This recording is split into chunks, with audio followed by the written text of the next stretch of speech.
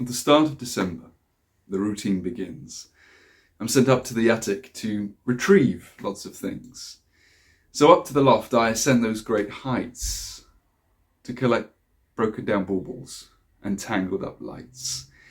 And I bring them all down for my kids to see, who look up and tell me, "You've forgotten the tree." So I bring down the tree from the musty old loft and I say to my wife, "Can't we fork out the cost for the real thing? Perhaps a pine or a spruce?" And I put in my place and we come to a truce. And we decorate the house. We decorate the house. But for the last few years, it's been our intuition to go against the dictates of unspoken tradition. We no longer wait for the 2nd, 3rd of December, but on the first day of Advent, we begin our great labour. Up go the lights. Up goes the tree, and we signal the joy for all to see. And well, you might say the vicar's gone all commercial. He's bought into the gimmick, which is just so controversial. But we put up the tree all the sooner, you see, because the winters have seemed longer of late. The winters have seemed longer and harder of late.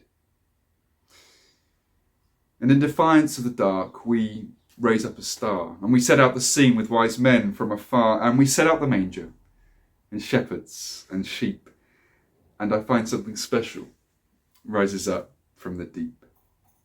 Joy and comfort, comfort and joy, about that old story of God's baby boy.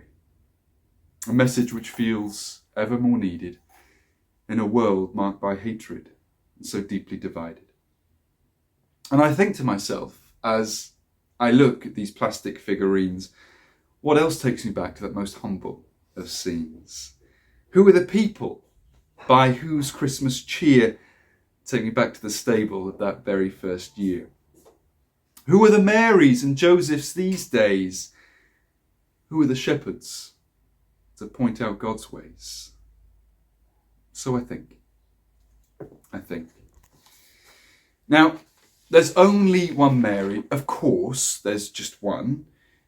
But I am reminded of Mary, who bore God's Son, when I see a young woman who wonders and worries as to whether she can share the good news that she carries, who's scared of receiving that disapproving look, who fears being judged for the choices she took. So rather than be cancelled by some keyboard warrior or shamed by fake friends on her phone's social media, she feels she can only confide in God.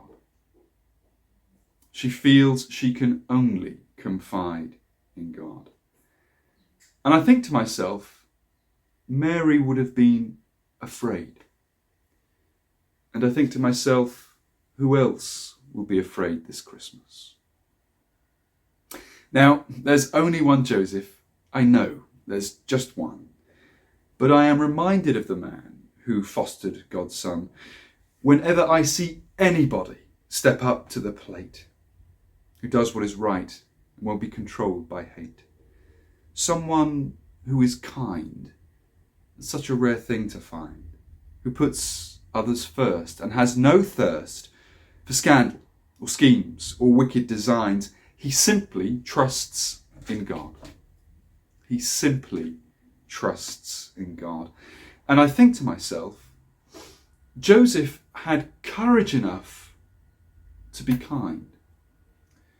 And I think to myself, do I have courage enough to be kind this Christmas?